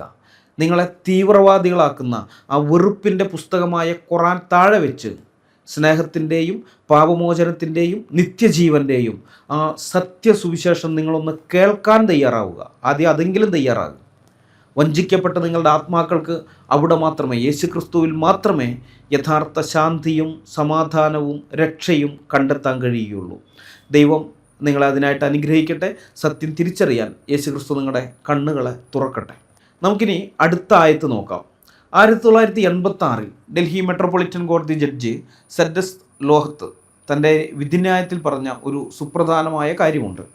ഖുർആൻ ഒരു വശത്ത് മുസ്ലിങ്ങളും മറുവശത്ത് ബാക്കിയുള്ള എല്ലാ സമുദായങ്ങളും എന്ന നിലയിൽ എക്കാലത്തും ഭിന്നതകൾ സൃഷ്ടിക്കുന്ന പുസ്തകമാണ് എന്ന് കോടതി വിധിയിലുള്ളതാണ്. ആ നിരീക്ഷണം അല്ലെങ്കിൽ ആ വിധി എത്രമാത്രം കൃത്യമാണെന്ന് തെളിയിക്കുന്ന അടുത്ത ആയത്ത് സൂറ 5:57. ഞാനത് വായിക്കാം. സത്യവിശ്വാസികളെ, നിങ്ങൾക്ക് മുൻപ് വേദഗ്രന്ഥം നൽകപ്പെട്ടവരിൽ നിന്ന് നിങ്ങളുടെ മതത്തെ തമാശയും വിനോദ വിഷയവുമാക്കി തീർത്തവരെയും സത്യനിഷേധികളെയും നിങ്ങൾ ഉറ്റമിത്രങ്ങളായി സ്വീകരിക്കരുത്. നിങ്ങൾ സത്യവിശ്വാസികളാണെങ്കിൽ അല്ലാഹുവെ സൂക്ഷിക്കുവിൻ. സൂറ 5:57. ഒറ്റ നോട്ടത്തിൽ തങ്ങളുടെ വിശ്വാസത്തെ പരിഹസിക്കുന്നവരോട് കൂട്ടുകൂടരുത് എന്നൊരു സ്വാഭാവിക നിർദ്ദേശമായി ദാവാക്കാർ ഇതിനെ വെള്ളപൂശാൻ ശ്രമിച്ചേക്കാം. എന്നാൽ ഒരു നിമിഷം ചരിത്രത്തിലേക്ക് നിങ്ങളൊന്ന് തിരിഞ്ഞു നോക്കണം. എന്തുകൊണ്ടാണ് അക്കാലത്ത് ജൂതന്മാരും ക്രിസ്ത്യാനികളും ബഹുദൈവാരാധകരുമൊക്കെ മുസ്ലിങ്ങളെ ഇത്രമാത്രം പരിഹസിച്ചത്? അല്ലെങ്കിൽ അവരുടെ പുസ്തകത്തെ, ഖുറാനെ, അല്ലെങ്കിൽ അവരുടെ വിശ്വാസാചാരങ്ങളെയൊക്കെ തമാശയായിട്ട് കണ്ടത്? അതിൻ്റെ സൈക്കോളജി വളരെ ലളിതമാണ്. ഇസ്ലാമിലെ എല്ലാ ആചാരങ്ങളും അനുഷ്ഠാനങ്ങളും കർമ്മങ്ങളും ഇസ്ലാമിന് മുമ്പേ അറേബ്യയിൽ ഉണ്ടായിരുന്ന മതങ്ങളിൽ നിന്ന് കോപ്പിയടിച്ചതാണ്. ഇപ്പോൾ നിസ്കാരം യഹൂദന്മാരിൽ നിന്നും ക്രിസ്ത്യാനികളിൽ നിന്നും കോപ്പിയടിച്ചതാണ്. അതുപോലെ അവിടെ ഉണ്ടായിരുന്ന വേറെ ചില കൂട്ടരൊക്കെ, അതായത് ഈ നെഞ്ചിൽ കൈകെട്ടി നിന്നുകൊണ്ടും കൈകൾ മുകളിലേക്ക് ഇങ്ങനെ മലർത്തി പിടിച്ചുകൊണ്ടും മുട്ടുകുത്തി നിന്നുകൊണ്ടും മുട്ടുകുത്തി ഇരുന്നു കൊണ്ടും സാഷ്ടാംഗം പ്രണമിച്ചുകൊണ്ടും പിന്നെ മുട്ടുകുത്തി ഇരുന്ന് രണ്ട് കാൽമുട്ടുകൾക്കും ഇടയിൽ തല വീഴ്ത്തിക്കൊണ്ടും ഒക്കെയുള്ള പ്രാർത്ഥനാ രീതികൾ അക്കാലത്തെ ക്രിസ്ത്യാനികളുടെയും യഹൂദന്മാരുടെ ഇടയിൽ ഉണ്ടായിരുന്നതാണ്. അവരങ്ങനെ ചെയ്യും. അതായത് എപ്പോഴും അങ്ങനെയാണെന്നല്ല, ഓരോരോ മാനസികാവസ്ഥയിൽ ഓരോരോ രീതിയിൽ ഇവരിങ്ങനെ പല പൊസിഷനുകളിൽ നിന്നും ഇരുന്നും ഒക്കെ പ്രാർത്ഥിക്കുമായിരുന്നു. കഠിനമായ നിരാശയോ വേദനയോ വിഷമമൊക്കെ ഉള്ള സമയത്താണെന്നുണ്ടെങ്കിൽ മുട്ടുകുത്തി ഇരുന്ന് തല രണ്ട് കാലുകളുടെ ഇടയിൽ വെച്ചൊക്കെ കരഞ്ഞ് നിലവിളിച്ച് പ്രാർത്ഥിക്കും. ഇനി അങ്ങനെയൊന്നും അല്ലാത്ത സന്തോഷത്തിൻ്റെ സമയത്തൊക്കെ ആണെങ്കിൽ കൈകൾ മുകളിലേക്ക് ഉയർത്തി ആർത്ത് ഉല്ലസിച്ചുകൊണ്ട് പ്രാർത്ഥിക്കും. അങ്ങനെ പല രീതിയിലൊക്കെ പ്രാർത്ഥിക്കും. അപ്പോൾ മുഹമ്മദ് നോക്കിക്കഴിഞ്ഞപ്പോൾ ഇങ്ങനെ പല രീതിയിൽ യഹൂദന്മാരും ക്രിസ്ത്യാനികളും ബാക്കി പലരൊക്കെ പ്രാർത്ഥിക്കുന്നതൊക്കെ കണ്ടു കഴിഞ്ഞപ്പോൾ അതെല്ലാം കോപ്പി അടിച്ചിട്ട് ഒറ്റ പ്രാർത്ഥനയിൽ ഈ പോസ്റ്റുകളെല്ലാം ഉൾപ്പെടുത്തുകയാണ് ചെയ്തത്. മനസ്സിലായ? നിന്നും ഇരുന്നും മുട്ടുകുത്തിയും അങ്ങനെ പല രീതിയിൽ തല മുമ്പിട്ടും കുരിച്ചും ഒക്കെ ആയിട്ട് ഇത് മറ്റൊരു ചെയ്തുകൊണ്ടിരുന്ന ഇതെല്ലാം എടുത്തു കഴിഞ്ഞിട്ടുണ്ട്. ഒറ്റ തച്ചിന് ഇതെല്ലാം ഉൾപ്പെടുത്തി. അതാണ് നിസ്കാരം. അതായത് മുഹമ്മദ് ഉണ്ടാക്കിയ, കോപ്പി അടിച്ചുണ്ടാക്കിയ പുതിയ മതത്തിലെ പ്രാർത്ഥനയിൽ ഈ പോസ്റ്റുകളെല്ലാം ഉൾപ്പെടുത്തി. അതിനെയാണ് ഒരു വലിയ കാര്യത്തിൽ നിസ്കാരം എന്നൊക്കെ പറയുന്നത്. ഇനി നോമ്പ് ഇത് ജൂതന്മാരിൽ നിന്നും ക്രിസ്ത്യാനികളിൽ നിന്നും കടമെടുത്തതാണ്. അത് ഖുർആൻ തന്നെ സമ്മതിക്കുന്നുണ്ട്. സൂറ 2:153 പറയുന്നുണ്ട്, നിങ്ങൾക്ക് മുൻപുള്ളവരോട് കൽപ്പിച്ചതുപോലെ നിങ്ങൾക്കും നോമ്പ് നിർബന്ധമാക്കിയിരിക്കുന്നു. അപ്പോൾ ഇവർക്ക് മുമ്പേ ഉള്ളവരവിടെ നോമ്പ്, പ്രത്യേകിച്ച് ക്രിസ്ത്യാനികളും യഹൂദന്മാരും നോമ്പ് എടുത്തുകൊണ്ടിരുന്നു. അപ്പോൾ അതാണ് ഇവർ കോപ്പി അടിച്ചിരിക്കുന്നത്. ഇനി ഹജ്ജും കാബയെ പ്രദക്ഷിണം ചെയ്യുന്നൊരു പരിപാടി ഉണ്ടല്ലോ, തവാഫ് ചെയ്യുക എന്ന് പറയുന്നത്. അത് ഇസ്ലാം വരുന്നതിന് നൂറ്റാണ്ടുകൾക്ക് മുമ്പേ മക്കയിലെ ബഹുദൈവാരാധകർ, പാഗൻസ് ഉണ്ടല്ലോ, അവർ കാബയെ വലം വയ്ക്കുക. അത് തുണിയൊന്നും ഇല്ലാതെയാണ്, ഫുൾ നഗ്നരായിട്ട് കാബയെ വലം വയ്ക്കുമായിരുന്നു. പിന്നെ സഫ മർവ കുന്നുകൾക്കിടയിലൂടെ ഓടും, കറുത്ത കല്ലിനെ ചുംബിക്കുക, ഇതൊക്കെ ചെയ്തിരുന്നു. മുഹമ്മദ് എന്ത് ചെയ്തു, അതല്ല അതേപടി കോപ്പി അടിച്ച് ഇതിനകത്ത് ഇസ്ലാമിന് നിലനിർത്തി. പിന്നെ ഒരു വ്യത്യാസം വരുത്തി, ഫുള്ള് നഗ്നരായിട്ട് ഓടണ്ട, തുണിയൊന്നും ഇല്ലാതെ വേണ്ട, ഒരു മേലെ ഒരു വസ്ത്രമെങ്കിലും വേണം. അപ്പോൾ ഇവർ ഇന്ന് ഹജ്ജിന് പോകുമ്പോൾ ലോകത്തിൻ്റെ ഏത് ഭാഗങ്ങളിൽ നിന്ന് വരുന്നവർ കോട്ടും സൂട്ടും ഒക്കെ ഇട്ട് വരുന്ന ടീമായാലും ശരി, അതിൻ്റെ ഹജ്ജിൻ്റെ ആ അതിർത്തിക്കകത്തേക്ക് കടക്കണേക്കാൾ മുമ്പേ തന്നെ അവരുടെ ഡ്രസ്സൊക്കെ മാറ്റി ഒറ്റ വസ്ത്രം, അടിയിലൊന്നുമില്ലാതെ ഒറ്റ വസ്ത്രമാക്കിയിട്ടാണ് പിന്നെ ഇവർ ഹജ്ജിന് പോകുന്നത്. ഇത് മറ്റവരേന്ന് അങ്ങനെ തന്നെ കോപ്പി അടിച്ച് ഇസ്ലാമിലൊരു ആചാരമായിട്ട് അല്ലെങ്കിൽ ഒരു കർമ്മമായിട്ട് വെച്ചിരിക്കുകയാണ്. പഞ്ചസ്തംഭങ്ങളിൽ ഒന്ന്, ഇസ്ലാമിൻ്റെ പഞ്ചസ്തംഭങ്ങളിൽ ഒന്നായിട്ട് നിർത്തിയിരിക്കുകയാണ്. ഇനി സക്കാത്ത് നോക്കാം. സക്കാത്ത് ഈ ജൂതന്മാരുടെ ദാനധർമ്മ രീതിയുണ്ട്, സദക്ക എന്ന് പറയുന്നത്, ദശാംശം കൊടുക്കുന്നതൊക്കെ അതിനകത്ത് വരുന്നതാണ് ഇതായിട്ട്. അപ്പോൾ അതും അതുപോലെ തന്നെ ക്രിസ്ത്യാനികൾക്കാണെന്നുണ്ടെങ്കിൽ ദശാംശമല്ല, പ്രാപ്തി പോലെയും പ്രാപ്തിക്ക് മീതെയും കൊടുക്കുക എന്നുള്ളതാണ് പുതിയ നിയമത്തിലെ പ്രമാണം. അപ്പോൾ അങ്ങനെ ക്രിസ്ത്യാനികളും കൊടുക്കുന്നുണ്ട് ദശാംശത്തെക്കാൾ അധികമായിട്ട്.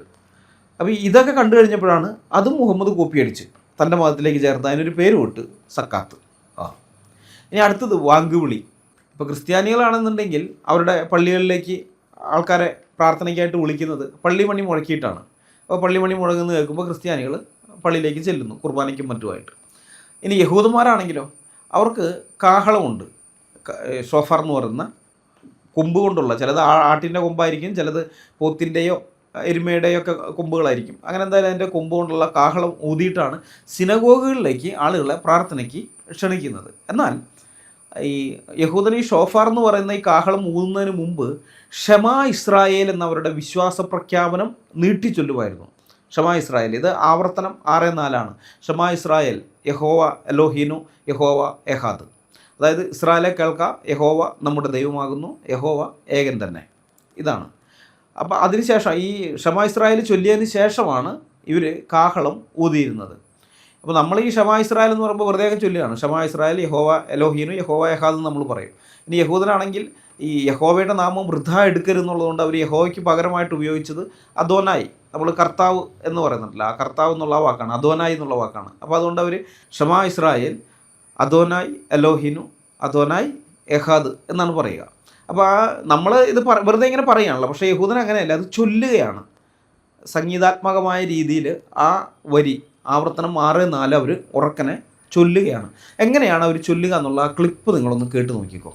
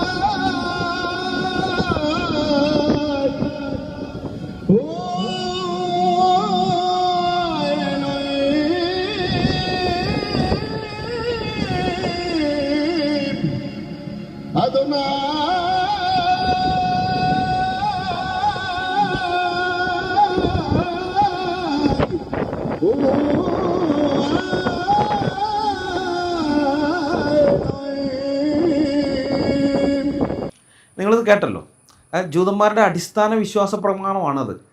ഷമാ ഇസ്രായേൽ അദോനായി എലോഹേനു അദോനായി ഏഹാദ് എന്നുള്ളത്. അപ്പോൾ ഈ ആശയം തന്നെയാണ് മുഹമ്മദ് കോപ്പി അടിച്ചിരിക്കുന്നത്. അതായത് നമ്മുടെ ദൈവമായ കർത്താവ് ഏകനാണെന്ന് പറയുന്ന അതേ ആശയം തന്നെയാണ് ബാങ്കുകളിൽ ലാ ഇലാഹ ഇല്ലല്ലാ എന്ന് പറയുന്നത്. അല്ലാഹു അല്ലാതെ മറ്റൊരു ദൈവമില്ല, അവൻ ഏകനാണെന്ന് പറയുന്ന ആ വരികളിലൂടെ ഇസ്ലാം അത് തന്നെ കോപ്പി അടിക്കുകയാണ്. ഇനി വെറുതെ ചുമ്മാ കോപ്പി അടിക്കുകയല്ല, അവർ ഈ സിനഗോഗിൽ നിന്ന് ഉറക്കനെ ഇങ്ങനെ വിളിച്ചു കൂവുകയാണ്. അത് കഴിഞ്ഞിട്ട് കാഹളം ഊതും. ഇവർ മുഹമ്മദ് കാഹളം എടുത്തില്ല, കാഹളം കോപ്പി അടിച്ചില്ല. പകരം ഈ വിളിച്ചു കൂവുന്ന പരിപാടി ഉണ്ടല്ലോ, അവരുടെ അതിൻ്റെ ഉള്ളടക്കം, ആ ഏകദൈവം എന്ന് പറയുന്ന ആ കാര്യത്തെ അത് കോപ്പി അടിച്ചു. അവരുടെ പ്രാർത്ഥനാ വാചകങ്ങളെ അത് കോപ്പി അടിക്കുകയാണ്. അതിൻ്റെ ഈണം അവരെങ്ങനെയാണോ ചൊല്ലുന്നത് അതേ രീതിയിൽ തന്നെ നിങ്ങൾ നീട്ടി ഈണത്തിൽ ചൊല്ലണം എന്ന് മുഹമ്മദ് പറഞ്ഞിരിക്കുക. അവരെ അങ്ങനെ കോപ്പി അടിച്ച് അതെടുത്തിരിക്കുകയാണ്. ഇതൊക്കെ കോപ്പി അടിച്ച് വെച്ചിരിക്കുകയാണ്. മനസ്സിലായ ഈ മതത്തിനകത്തേക്ക്.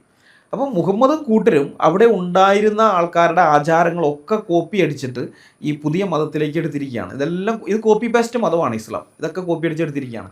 എന്നിട്ട് ഇതേ ആചാരങ്ങളുടെ യഥാർത്ഥ ഉടമസ്ഥരായ മനുഷ്യരുടെ മുഖത്ത് നോക്കിയിട്ട് അവരെ വിളിക്കുന്നത് എന്താണ്? സത്യനിഷേധികളെന്ന്, ഇസ്ലാമിൻ്റെ പ്രത്യക്ഷ ശത്രുക്കളാണെന്ന്, അവർ അശുദ്ധരാണ്, അവർ നജസാണ്, മാലിന്യമാണ്, അവർ ദുഷ്പ്രവൃത്തിക്കാരാണ്, നേർവഴിയിലല്ലാത്തവരാണ്, അല്ലെങ്കിൽ അള്ളാഹു ഒരിക്കലും നേർവഴിയിലാക്കാത്തവരാണെന്ന് തുടങ്ങി അവരെ അധിക്ഷേപിക്കുകയാണ്, അടച്ചാക്ഷേപിക്കുകയാണ്. ഇവരുടെ മതങ്ങളിലുള്ള സാധനങ്ങൾ, ആചാരങ്ങളും അനുഷ്ഠാനങ്ങളും വിശ്വാസങ്ങളും ഒക്കെ കോപ്പി അടിച്ചിട്ട് പിന്നെ അവരെ അങ്ങോട്ട് അടച്ചാക്ഷേപിക്കുകയാണ്. അപ്പോൾ അത് കണ്ടപ്പോൾ അവർക്ക് കോമഡി ആയിട്ടാണ് തോന്നിയത്. ആ സമയത്ത് ഇത് ഇസ്ലാം ഇങ്ങനെ ഒരു ഭീകരമതമായിട്ട് അവർക്ക് തോന്നിയിരുന്നില്ല. ഭീകരത ഇസ്ലാം ആ സമയത്ത് പുറപ്പെടുവിച്ചിട്ടില്ല. ഈ ആക്ഷേപവും അധിക്ഷേപവും പരിഹാസവും അതൊക്കെ ഉള്ളൂ.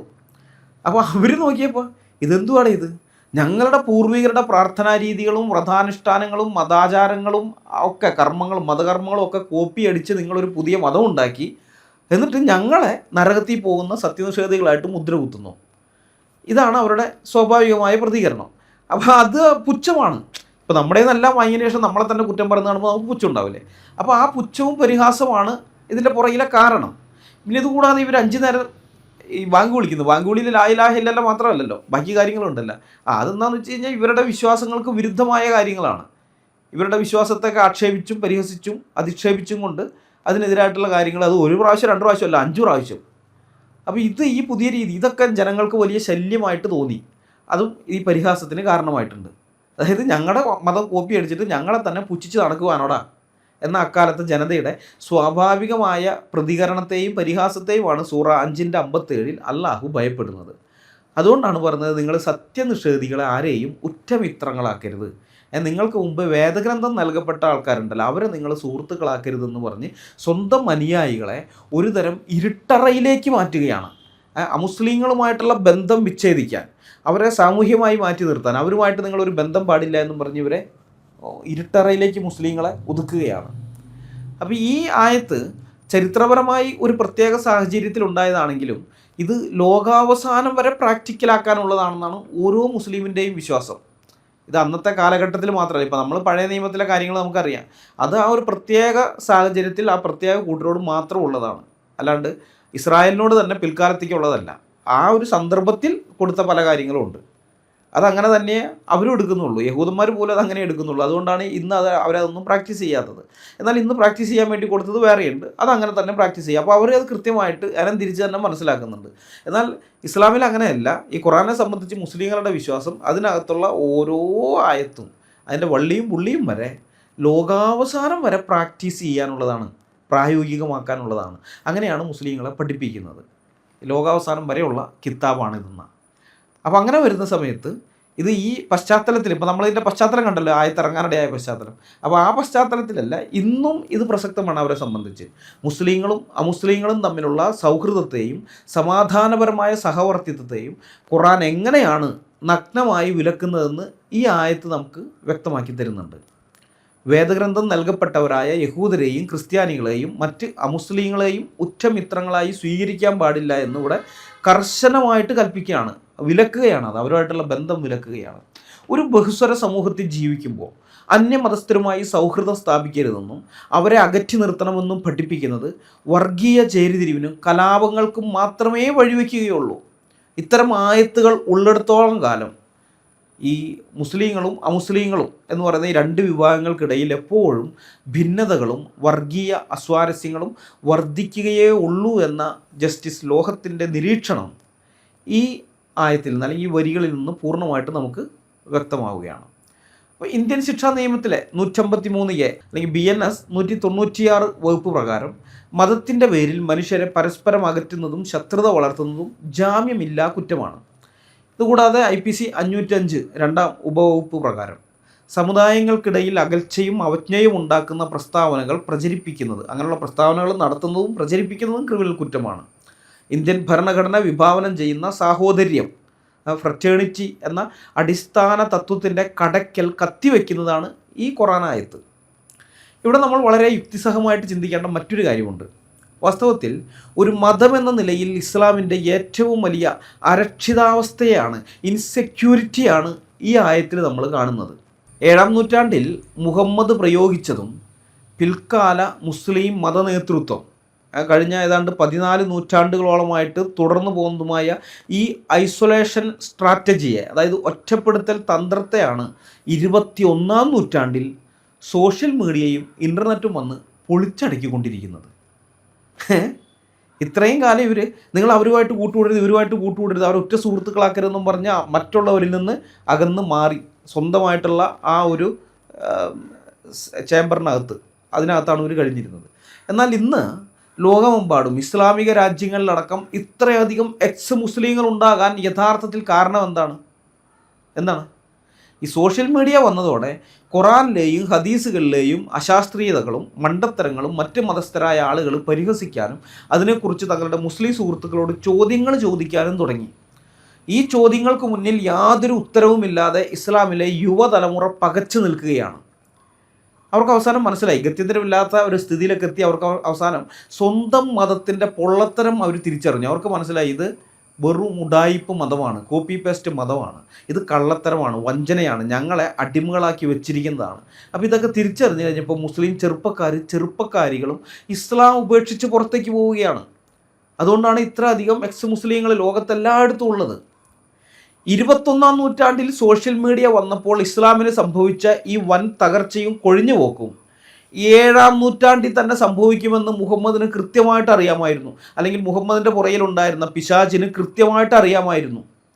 തൻ്റെ അനുയായികൾ വിവരമുള്ള ജൂതന്മാരുമായോ ക്രിസ്ത്യാനികളുമായോ ഉറ്റ ബന്ധം പുലർത്തിയാൽ അവരുടെ ചോദ്യങ്ങൾക്ക് മുന്നിൽ തൻ്റെ കോപ്പിയടി മതത്തിൻ്റെ അടിത്തറ ഇളകുമെന്ന് മനസ്സിലാക്കിയാണ് മുഹമ്മദ് ഈ ഒരു വിലക്ക് കൊണ്ടുവന്നത്, അല്ലെങ്കിൽ മുഹമ്മദിനെ കൊണ്ട് പിശാചി വിലക്ക് ഏർപ്പെടുത്തിയത്. അതായത് ഇത് കൃത്യമായിട്ട് പിശാചും മുഹമ്മദും മനസ്സിലാക്കി, ഇവർ മുസ്ലിങ്ങൾ മറ്റ് മതസ്ഥരുമായിട്ട് ഇടപഴകിയാൽ അവരുടെ ചോദ്യങ്ങൾക്ക് മുമ്പിൽ ഈ കോപ്പി പേസ്റ്റ് തങ്ങൾ പകർത്തി എഴുതിയ ഈ പുതിയ മതത്തിൻ്റെ പൊള്ളത്തരങ്ങൾ തുറന്നു കാട്ടപ്പെടുമെന്ന് മുഹമ്മദിന് നന്നായിട്ട് അറിയാമായിരുന്നു. അതുകൊണ്ടാണ് ഈ അമുസ്ലിങ്ങളെയും അതുപോലെ നിങ്ങളുടെ മതത്തെയൊക്കെ ചോദ്യം ചെയ്യുന്നവരെയും നിങ്ങൾ ഉറ്റമിത്രങ്ങളാക്കരുതെന്ന് കൽപ്പിച്ച് അനുയായികളെ ഒരു എക്കോ ചേംബറിൽ തളച്ചിടാൻ ശ്രമിച്ചത്. അതിനകത്ത് മുസ്ലിങ്ങൾ മാത്രമേ ഉള്ളൂ, പുറമേ ഉള്ളവരില്ല. അതിനകത്ത് തന്നെ മതി. ഇവർ താമസിക്കുമ്പോൾ പോലും മുഹമ്മദ് പറഞ്ഞിട്ടുണ്ട്, നിങ്ങളൊരു അമുസ്ലിമിൻ്റെ അല്ലെങ്കിൽ ഒരു സത്യനിഷ അല്ലെങ്കിൽ കാഫറിൻ്റെ, ആ വാക്കാണ്, കാഫറിൻ്റെ വീട്ടിൽ കത്തിക്കുന്ന വെളിച്ചം നിങ്ങൾ കാണാനിടയാകരുത് എന്ന് മുഹമ്മദ് പറയുന്നുണ്ട്. ഇന്നത്തെ പോലെയല്ല, നമ്മുടെ ഇവിടുത്തെ കേരളത്തിൻ്റെ പശ്ചാത്തലമല്ല, മരുഭൂമിയാണെന്ന് ഓർക്കണം. അപ്പോൾ ദൂരെ ഒരു വെളിച്ചം ഉണ്ടായാൽ കാണാം, അത്ര ദൂരത്തുള്ള വെളിച്ചം രാത്രി കാണാൻ പറ്റും. അപ്പോൾ മുഹമ്മദ് പറയാണ്, എത്ര നിങ്ങൾ താമസിക്കേണ്ട അകലം, കാഫറും നിങ്ങളും തമ്മിൽ താമസിക്കേണ്ട അകലം എന്ന് പറഞ്ഞ് അവൻ്റെ വീട്ടിൽ കത്തിക്കുന്ന വിളക്ക് നിങ്ങൾ കാണരുത്, അത്ര ദൂരെ ആയിരിക്കണം നിങ്ങൾ താമസിക്കേണ്ടതെന്ന്. അപ്പോൾ ഇതൊക്കെ മുഹമ്മദ് പറഞ്ഞതിൻ്റെ പുറകിലെ കാരണം ഇതാണ്.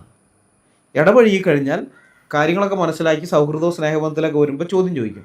ഈ ഇടപഴകലൊന്നും ഇല്ലാന്നുണ്ടെങ്കിൽ ഒരു ചോദ്യം ചോദിക്കുമ്പോൾ രണ്ടാമത്തെ ചോദ്യം ചോദിക്കാൻ അനുവദിക്കാതെ അവനെ വെട്ടിക്കൊന്നു കളയാം. പക്ഷേ സുഹൃത്താവുമ്പോൾ അടുത്ത സ്നേഹിതനും മറ്റൊക്കെ ആകുമ്പോൾ അങ്ങനെ ചെയ്യാൻ തോന്നുന്നില്ല. അപ്പോൾ അവൻ്റെ സംസാരത്തിന് മറുപടി പറയും, അവൻ തിരിച്ച് ചോദ്യങ്ങൾ ചോദിക്കും. ഇത് കുറച്ച് ചർച്ച മുന്നോട്ട് പോയി കഴിയുമ്പോൾ ഇവന് ഉത്തരവില്ലാതെയോ ഇവന് മനസ്സിലാവും ഇത് ഉഡായിപ്പാണെന്ന്. അപ്പോൾ അങ്ങനെ വരാതിരിക്കാൻ വേണ്ടിയുള്ള ഉഡായിപ്പ് പരിപാടിയാണ് മുഹമ്മദ് ഈ പറഞ്ഞത്. ഇതിവിടെ മാത്രമല്ല, വേറെ പലയിടത്തും ഉണ്ട്. 5-51 പറയുന്നുണ്ട്, പലയിടത്തുണ്ട്. അത് നമുക്ക് പുറകെ നോക്കാം, 5-51. അപ്പോൾ ഞാനിവിടെ ഒരു വെല്ലുവിളി മുഹമ്മദ് ഈസിയോടും അബ്ദുള്ള അബ്ബാസിലിനോടും അൻസാരി സുഹ്രിയോടും പിന്നെ നിങ്ങൾ കൂലിക്ക് വിളിച്ച നിങ്ങളുടെ വാടക സംവാദകൻ രാഹുൽ ഈശ്വറിനോടും ഒരു വെല്ലുവിളി നടത്തുകയാണ്. ഈ ആയത്ത് സൂറ 5-57 സമാധാനമാണ് പ്രസരിപ്പിക്കുന്നതെന്നും ഡൽഹി മെട്രോപൊളിറ്റൻ കോടതിക്ക് 1986 ആ വിധി പുറപ്പെടുവിച്ച ZS ലോഹത്തിന് വൻ അബദ്ധമാണ് പറ്റിയത്, അതുകൊണ്ടാണ് ഇങ്ങനെ ഒരു വിധി പ്രഖ്യാപിച്ചതെന്ന് തെളിയിക്കാൻ ഞാൻ നിങ്ങളെ വെല്ലുവിളിക്കുകയാണ്. ആംബിയർ ഉണ്ടെങ്കിൽ, നിങ്ങൾക്ക് അതിനുള്ള നെഞ്ചുറപ്പുണ്ടെങ്കിൽ നിങ്ങൾ തെളിയിക്കുക, വെല്ലുവിളി നിങ്ങൾ ഏറ്റെടുത്ത് തെളിയിക്കുക. ഇത് വേറെ ഇതൊന്നുമല്ല, നിങ്ങളുടെ പുസ്തകമാണ്. രാഹുൽ ഈശ്വറിനോട് ദാവാക്കാരോട് പറയുന്നത്, നിങ്ങളുടെ പുസ്തകത്തിനെയാണ് ഞാൻ വെല്ലുവിളിക്കുന്നത്. നിങ്ങൾ വലിയ മഹാകാര്യമായിട്ട് കൊണ്ടു നടക്കുന്ന പരിശുദ്ധ ഖുർആൻ എന്ന് നമ്മൾ പറഞ്ഞു നടക്കുന്നില്ലേ, ആ പുസ്തകത്തിനെ കുറിച്ച് ഡൽഹി മെട്രോപൊളിറ്റൻ കോടതി പുറപ്പെടുവിച്ച വിധിയുടെ അടിസ്ഥാനത്തിൽ ഞാൻ നിങ്ങളെ വെല്ലുവിളിക്കുകയാണ്. ഇത് അസമാധാനമുണ്ടാക്കുന്ന, സമൂഹത്തിൽ വിദ്വേഷമുണ്ടാക്കുന്ന, കലാപമുണ്ടാക്കുന്ന, മനുഷ്യരാശിക്ക് ഭീഷണിയായ പുസ്തകമാണെന്ന്, മനുഷ്യരാശിക്ക് ഹാനികരമായ പുസ്തകമാണെന്ന് ആ ജഡ്ജി പറഞ്ഞിരിക്കുന്ന കാര്യം അത് തെറ്റാണെന്ന് സ്ഥാപിക്കാൻ ഞാൻ നിങ്ങളെ വെല്ലുവിളിക്കുകയാണ്. രാഹുൽ ഈശ്വറിനോട് എനിക്ക് ചോദിക്കാനുള്ളത് ഇതാണ്: താങ്കളെപ്പോലെയുള്ള സത്യനിഷേധികളെ ഉറ്റമിത്രങ്ങളാക്കരുതെന്ന് സ്വന്തം അനുയായികളോട് ആഹ്വാനം ചെയ്യുന്ന ഈ വിദ്വേഷവചനത്തെയാണോ താങ്കൾ ഈ ദാവാക്കാരുടെ കൂട്ടത്തിൽ കൂടിയപ്പോൾ സമാധാനത്തിൻ്റെ വചനമാണെന്നും പറഞ്ഞ് വെള്ളപൂശാൻ വരുന്നത്? നാണവും മാനവും എന്ന് പറഞ്ഞ സാധനം താങ്കളുടെ 7 അയലത്തു കൂടി പോയിട്ടുണ്ടോ? താങ്കളുടെ കുടുംബത്തിലുണ്ടോ എന്നൊന്നല്ല ഞാൻ ചോദിക്കുന്നത്, അയൽവക്കത്തെങ്കിലും ഉണ്ടോ എന്നാണ് ചോദിക്കുന്നത്. അത് തൊട്ടയൽവക്കത്തല്ല, 7 അയലത്തെങ്കിലും ഉണ്ടോ? അങ്ങനെയുള്ള ഒരു ചെയ്യുന്ന പണിയാണോ ഇത്?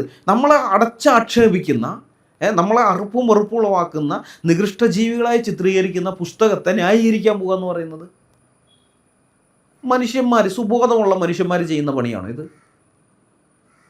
സമാധാനകാംക്ഷികളായ മനുഷ്യരെ ഞെട്ടിക്കുന്ന, മനുഷ്യരാശിക്ക് തന്നെ ഭീഷണിയായ, മനുഷ്യർക്കിടയിൽ വിദ്വേഷവും ശത്രുതയും ദുഷ്ടതയും വഞ്ചനയും ചതിയും കലഹവും വെറുപ്പും അറപ്പും കവർച്ചയും കൊലപാതകവും ഒക്കെ പ്രോത്സാഹിപ്പിക്കുന്നതായി ഡൽഹി മെട്രോപൊളിറ്റൻ കോടതി ജഡ്ജ് IZS ലോഹത്ത് കണ്ടെത്തിയ ഖുറാനിലെ 24 ആയത്തുകളിൽ 8 എണ്ണമാണ് നമ്മളിപ്പോൾ ഇതുവരെ 3 വീഡിയോകളിലായിട്ട് നിയമത്തിൻ്റെ മൈക്രോസ്കോപ്പിലൂടെ കീറി മുറിച്ച് പരിശോധിച്ചത്.